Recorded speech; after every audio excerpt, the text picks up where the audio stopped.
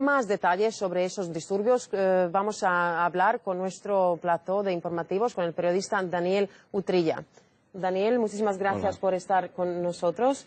En primer lugar, tú has trabajado como periodista de un periódico español en el año 2004 y has cubierto en Ucrania la Revolución Naranja.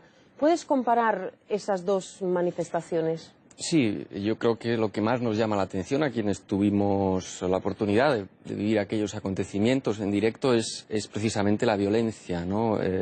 Durante bastantes días hubo cientos de miles de personas pacíficamente concentradas en Maidán, en el mismo escenario, en el epicentro de los hechos que están ocurriendo ahora en Kiev, y siempre la gran preocupación era si pudiera surgir una chispa de violencia, si esa revolución pudiera desbordarse, ¿no? No ocurrió, la revolución fue pacífica y creo que fue encomiable la actitud de todos los que participaron en ella, al margen de que se consiguieran finalmente o no las propuestas que ellos... Se logró forzar la repetición de las elecciones, pero luego el gobierno naranja, digamos, no estuvo a la altura de las expectativas de la gente.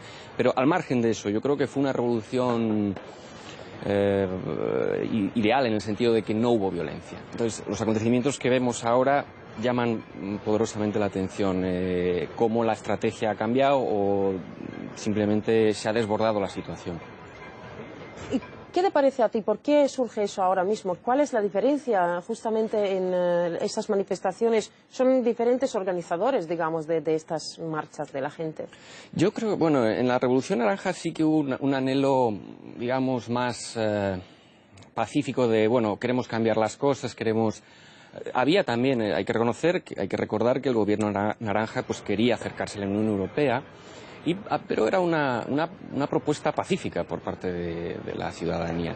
Aquí yo creo el factor violencia se puede también explicar, quizá, es mi opinión personal, por el deterioro de la situación económica. Es verdad. Ya son muchos años, que son 10 años, digamos. Claro, pero además todo esto con la crisis de telón de fondo, ¿no? Que ha precipitado pues, que la situación económica de Ucrania pues, sea realmente nefasta. Entonces, yo creo que ese ingrediente también de descontento de la juventud, que podemos ver no solo en Ucrania, sino en mi país, por ejemplo, en España, ¿no? Quizá creo yo que puede haber desatado también o haber contribuido a desatar los acontecimientos. Daniel, todo el mundo ahora sabe lo que está pasando en esos momentos en las calles de la capital ucraniana, pero no hay muchos los que saben muy bien cómo funciona el país. En el año 2004, ¿cómo se han acabado estas manifestaciones? ¿Qué resultados han dado? Bueno, el resultado inmediato fue que se repitieron las elecciones, que había ganado Yanukovych, el actual presidente, y bueno, las protestas las organizó Yushchenko, el presidente Yushchenko, que ganó las elecciones inmediatamente después. A partir de ese momento, pues el gobierno naranja, pues como decía antes, no estuvo a la altura de las expectativas de la gente. Hubo conflictos dentro del propio grupo naranja, Timoshenko y Yanukovych y Yushchenko se enfrentaron y por lo tanto, pues la gente acabó, el espíritu de la Revolución Naranja se acabó deteriorando hasta el punto de que en el año 2010 ganó las elecciones Yanukovych, el actual presidente, que fue, entre comillas, el enemigo de aquella revolución, ¿no? Entonces la Revolución Naranja acabó en nada, por decirlo de alguna manera, ¿no? ¿Y cómo crees que cómo van a acabar las manifestaciones esta vez? ¿En simples enfrentamientos o el gobierno estará obligado a hacer algo ahora? Es complicado, hay que recordar, es complicado. El factor violencia introduce un elemento de imprevisibilidad donde ya es difícil, ¿no?, preverlo. Daniel, seguiremos hablando de eso un poco más tarde. Ahora vamos a conectar otra vez con nuestra corresponsal, Alexandra Bondarenko, que se encuentra en el epicentro de los hechos en la capital de Ucrania, en Kiev. Alexandra, ¿ya ha aparecido alguna reacción internacional tras estas tras esta oleada de tensión?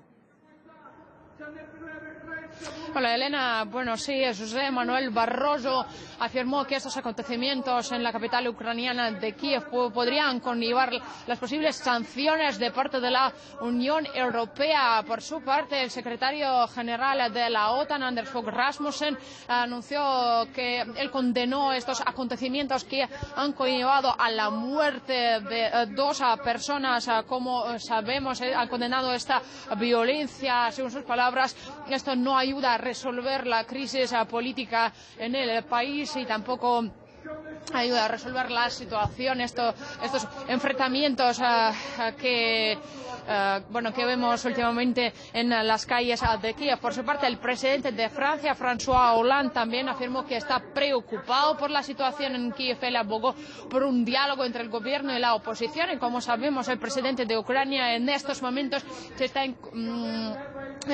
está sosteniendo un encuentro con los líderes de la oposición para discutir las posibles vías de bajar la tensión en la capital ucraniana. Alexandra, este no es el primer día de las protestas en la capital ucraniana. ¿Cómo se transcurrían los hechos?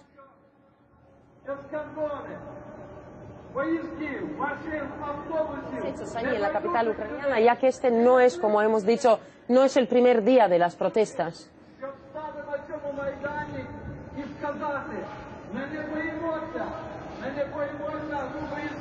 Tenemos problemas técnicos, pero vamos a volver más tarde con nuestra corresponsal Alexandra Bondarenko, que se encuentra en la capital de Ucrania. Daniel, como ya hemos hablado, no podemos hacer unas previsiones, pero por lo menos, ¿crees que ahora las manifestaciones van a acabar en algo más que los enfrentamientos? Y si el gobierno en realidad tiene opciones. Yo creo que hay que entender que hay dos Ucranias, porque aquí vemos, digamos, reflejado la parte de una, digamos, la parte más extrema, más violenta de una de ellas. Sería la Ucrania occidental, la Ucrania más cercana a Europa, formada por territorios que pertenecieron a la antigua Polonia, etcétera. Sí, que históricamente pertenece más a Europa. Pertenece más a Europa. Pero hay que tener en cuenta que otra gran parte de Ucrania que no está presente en estas manifestaciones es ruso parlante, formó parte del territorio ruso durante toda su historia, y por lo tanto hay que entender que el problema es más complejo. No solamente es lo que está pasando en Kiev, sino resolver un problema que en el fondo atañe a la estructura geopolítica del propio país. Las dos Ucranias, es decir, se ha presentado esta crisis como una tensión entre la Unión Europea y Rusia. Yo creo que la Unión Europea no se ha mostrado con demasiado tacto a la hora de abordar esta crisis, cuando hemos visto al ministro de Exteriores alemán, por ejemplo, manifestarse con...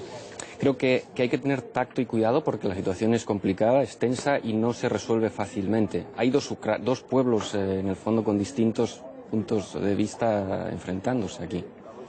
Daniel, ahora tenemos otra vez la oportunidad de hablar con nuestra corresponsal, Alexandra Bondarenko, y también tú le puedes hacer algunas preguntas. Alexandra, como ya hemos dicho, no es el primer día de las manifestaciones allí en la ciudad.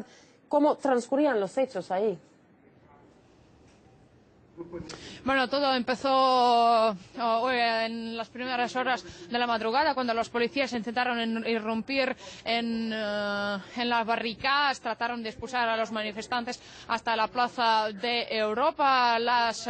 Una ola de descontento provocaron las enmiendas aprobadas recientemente por el Parlamento ucraniano, que restringen la posibilidad de participar en las marchas, restringen la difusión de la información a través de las redes sociales. Además, los manifestantes abogan por la asociación con la Unión Europea. Sin embargo, como dijo el primer ministro de Ucrania, Nikolai Azarov, que aquí en las calles se manifiesta solo una parte de la población ucraniana, solo la población occidental, de las regiones occidentales, que no representan a todo el pueblo, y que a ellos ya no les interesa la asociación con la Unión Europea, ya se están manifestando contra el gobierno. Alexandra, quería preguntarte cuál es tu percepción personal, tus sensaciones personales. ¿Se siente peligro en las calles? ¿Hay una sensación de que en cualquier momento puede haber violencia que afecte a ti personalmente y a las personas, los ciudadanos? Bueno, así es. Cuando se producen fuertes choques, bueno, vivimos justamente cerca de la calle aledaña a la Plaza de la Independencia, la calle de la que siempre estamos hablando, la calle Gruszewska. Ahí, bueno, de vez en cuando se producen fuertes choques entre la policía. Ahí están instaladas las barricadas. A veces cuando tenemos que salir para cubrir estas protestas, hacer las grabaciones, sí que sentimos el peligro. Bueno, todos estos días que nos encontramos aquí en la capital ucraniana de Kiev, bueno, estos enfrentamientos se producían por las tardes, por las noches, así que por la noche sientes el doble peligro porque no ves nada, no se ven los policías que están en un monte, bueno, sí, se puede decir así, entonces la visibilidad es muy baja, así que sí sientes el peligro porque los agentes de seguridad están lanzando granadas aturdidoras, hay mucho ruido, los manifestantes están golpeando con los palos, con puntas metálicas contra los autobuses quemados. Tú ves cómo ellos están preparando los cócteles Molotov, cómo están lanzando piedras.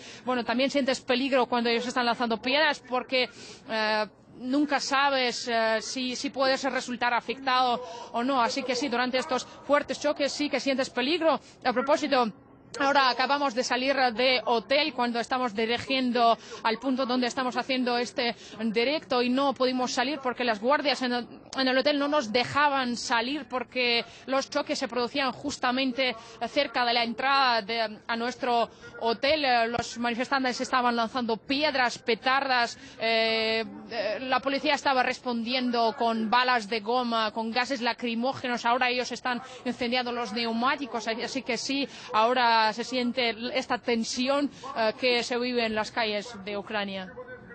Alexandra, muchísimas gracias por estar con nosotros en directo. Seguiremos pendientes de todo lo que está pasando allí. Daniel, has escuchado la sensación que tiene Alexandra allí y es parecida a lo que viviste tú en aquel momento en el país. No, en absoluto hay una teníamos una sensación de que la gente, bueno, pues tenía unas reclamaciones. Habían venido de distintas partes del país.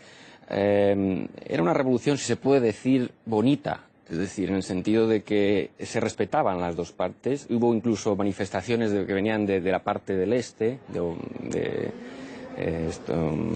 Donetsk y de Lugansk, por ejemplo. Y era curioso ver, por ejemplo, en algunas calles donde se manifestaban las dos Ucranias, ¿no? Unas con las banderas naranjas y otras con las banderas azules. En total... ¿Y tampoco ha habido choques? No hubo. Eso era lo que nos llamaba la atención. Yo me acuerdo que tomaba fotos de esa especie como de revolución organizada, revolución, por decirlo de alguna manera, civilizada, que es lamentablemente lo que no se está produciendo ahora. Daniel, muchísimas gracias por estar con nosotros. A vosotros.